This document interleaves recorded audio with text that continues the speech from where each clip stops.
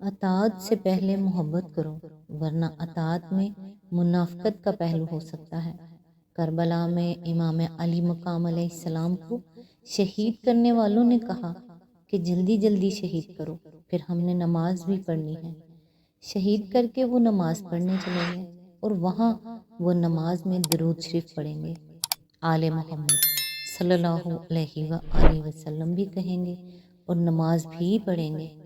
تو میرا خیال ہے کہ آپ لوگ نماز کو پہچانو کہ نماز ہے کیا چیز، کہیں آپ فارمولے کا نام نماز نہ رکھ لینا۔ بسم اللہ الرحمن الرحیم۔ السلام علیکم۔ آج انشاءاللہ سورہ بنی اسرائیل کی آیت نمبر 24 سے سٹارٹ کریں گے۔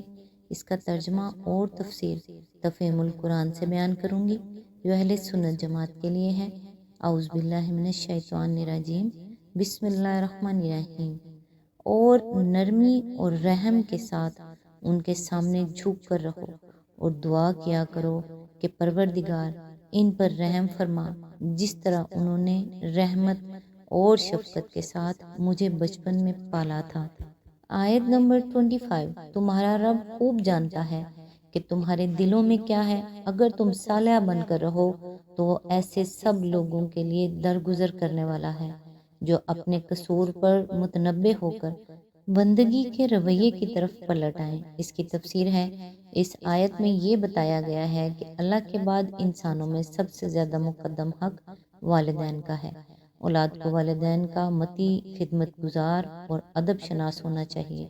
معاشرے کا اجتماعی اخلاق ایسا ہونا چاہیے جو اولاد کو والدین سے بے نیاز بنانے والا نہ ہو، بلکہ ان کا احسان مند اور ان کے احترام کا پابند بنائے، اور بڑھاپے میں اسی طرح ان کی خدمت کرنا سکھائے جس طرح بچپن میں وہ اس کی پرورش اور ناز برداری کر چکے ہیں۔ یہ آیت بھی صرف ایک ہی اخلاقی سفارش نہیں ہے، بلکہ اسی کی بنیاد پر بعد میں والدین کی وہ شرعی حقوق، وہ اختیارات مقرر کیے گئے جن کی تفصیلات ہم کو حدیث اور فقہ میں ملتی ہیں۔ نیز اسلامی معاشرے کی ذہنی و اخلاقی تربیت میں وہ مسلمانوں کے آداب تہذیب میں والدین کے ادب اور اطاعت اور ان کے حقوق کی نگہداشت کو ایک اہم عنصر کی حیثیت سے شامل کیا گیا۔ ان چیزوں نے ہمیشہ ہمیشہ کے لیے یہ اصول طے کر دیا کہ اسلامی ریاست اپنے قوانین اور انتظامی احکام اور تعلیمی پالیسی کے ذریعے سے خاندان کے ادارے کو مضبوط اور محفوظ کرنے کی کوشش کرے گی، نہ کہ اسے کمزور بنانے کی۔ آیت نمبر 26۔ رشتہ دار کو اس کا حق دو اور مسکین اور مسافر کو اس کا حق، فضول خرچی نہ کرو۔ آیت نمبر 27۔ فضول خرچ لوگ شیطان کے بھائی ہیں اور شیطان اپنے رب کا ناشکرا ہے۔ آیت نمبر 28۔ اگر ان سے یعنی حاجت مند رشتہ داروں، مسکینوں اور مسافروں سے تمہیں کترانا ہو، اس بنا پر کہ ابھی تم اللہ کی اس رحمت کو جس کے تم امیدوار ہو تلاش کر رہے ہو، تو انہیں نرم جواب دے دو۔ اس کی تفسیر ہے، ان تین دفعات کا منشا یہ ہے کہ آدمی اپنی کمائی اور دولت کو صرف اپنے لیے ہی مخصوص نہ رکھے، بلکہ اپنی ضروریات اعتدال کے ساتھ پوری کرنے کے بعد اپنے رشتہ داروں، اپنے ہمسایوں اور دوسرے حاجت مند لوگوں کے حقوق بھی ادا کرے۔ اجتماعی زندگی میں تعاون، ہمدردی اور حق شناسی و حق رسانی کی روح جاری و ساری ہو۔ ہر رشتہ دار دوسرے رشتہ دار کا معاون اور ہر مستطیع انسان اپنے پاس کے محتاج انسان کا مددگار ہو۔ ایک مسافر جس بستی میں بھی جائے اپنے آپ کو مہمان نواز لوگوں کے درمیان پائے۔ معاشرے میں حق کا تصور اتنا وسیع ہو کہ ہر شخص ان سب انسانوں کے حقوق اپنی ذات پر اور اپنے مال پر محسوس کرے جن کے درمیان وہ رہتا ہو۔ ان کی خدمت کرے تو یہ سمجھتے ہوئے کرے کہ ان کا حق ادا کر رہا ہے، نہ یہ کہ احسان کا بوجھ ان پر لاد رہا ہے۔ اگر کسی کی خدمت سے معذور ہو تو اس سے معافی مانگے اور خدا سے فضل طلب کرے تاکہ وہ بندگان خدا کی خدمت کرنے کے قابل ہو۔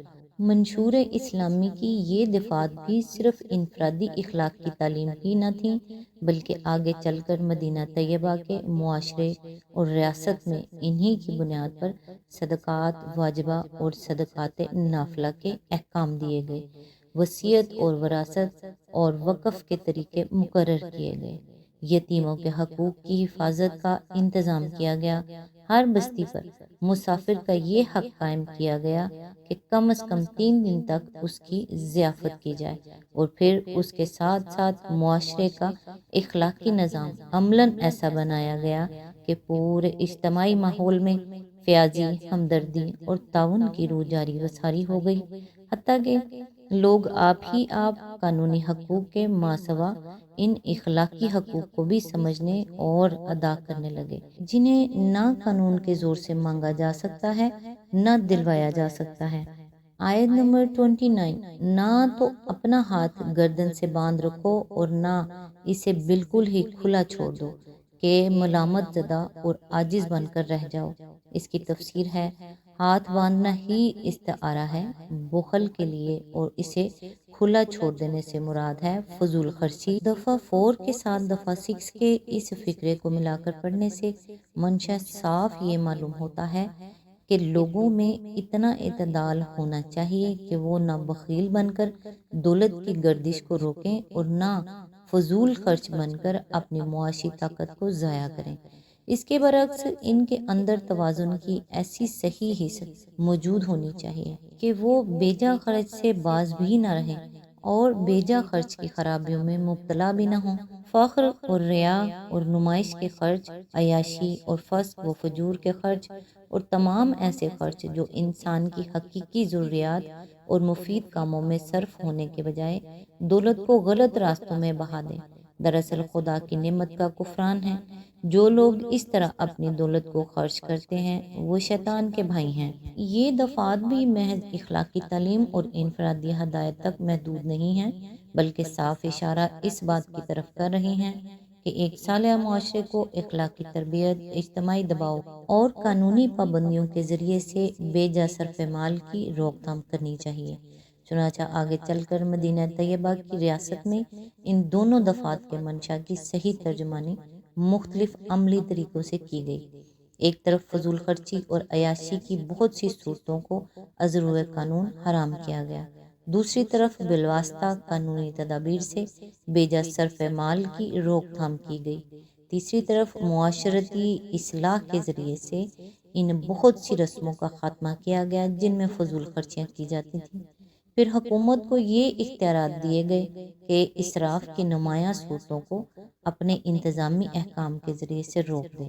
اسی طرح زکوٰۃ و صدقات کے احکام سے بخل کا زور بھی توڑا گیا اور اس امر کے امکانات باقی نہ رہنے دیے گئے کہ لوگ زر اندوزی کر کے دولت کی گردش کو روک دیں۔ ان تدابیر کے علاوہ معاشرے میں ایک ایسی رائے عام نے بخیلوں کو ذلیل کیا، اعتدال پسندوں کو معزز بنایا، فضول خرچوں کو ملامت کی اور فیاض لوگوں کو پوری سوسائٹی کا گلے سرسبد قرار دیا۔ اس وقت کی ذہنی و اخلاقی تربیت کا یہ اثر آج تک مسلم معاشرے میں موجود ہے کہ مسلمان جہاں بھی ہیں کنجوسوں اور زر اندوزوں کو بری نگاہ سے دیکھتے ہیں، اور سخی انسان آج بھی ان کی نگاہ میں معزز و محترم ہیں۔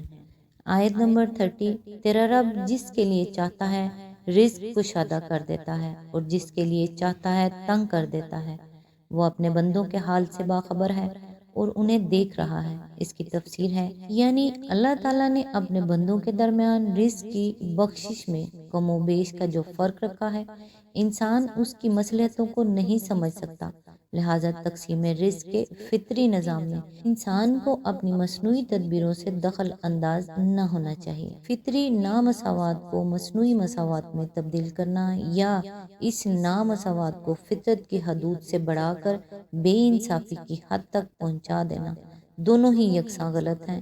ایک صحیح معاشی نظام وہی ہے جو خدا کے مقرر کیے ہوئے طریقے پر تقسیم رزق سے قریب تر ہو۔ اس فقرے میں قانون فطرت کے جس قاعدے کی طرف رہنمائی کی گئی تھی، اس کی وجہ سے مدینے کی اصلاحی پروگرام میں یہ تخیل سرے سے کوئی راہ نہ پا سکا کہ رزق اور وسائل رزق میں تفاوت اور تفاضل بجائے خود کوئی برائی ہے جسے مٹانا اور ایک بے طبقات سوسائٹی پیدا کرنا کسی درجے میں بھی مطلوب ہو۔ اس کے برعکس مدینہ طیبہ میں انسانی تمدن کو صالح بنیادوں پر قائم کرنے کے لیے جو راہ عمل اختیار کی گئی وہ یہ تھی کہ فطرتاً اللہ نے انسانوں کے درمیان جو فرق رکھے ہیں ان کو اصل فطری حالت پر برقرار رکھا جائے اور اوپر کی دی ہوئی ہدایات کے مطابق سوسائٹی کے اخلاق و اطوار اور قوانین عمل کی اس طرح اصلاح کر دی جائے کہ معاش کا فرق و تفاوت کسی ظلم و بے انصافی کا موجب بننے کے بجائے ان بے شمار اخلاقی، روحانی اور تمدنی فوائد و برکات کا ذریعہ بن جائے جن کی خاطر ہی دراصل خالق کائنات نے اپنے بندوں کے درمیان یہ فرق و تفاوت رکھا ہے۔ آج تک کے لیے بس اتنا ہی۔ نیکسٹ انشاءاللہ آیت نمبر 31 سے سٹارٹ کریں گے۔ تب تک کے لیے دعاؤں میں یاد رکھیے گا۔ اللہ حافظ۔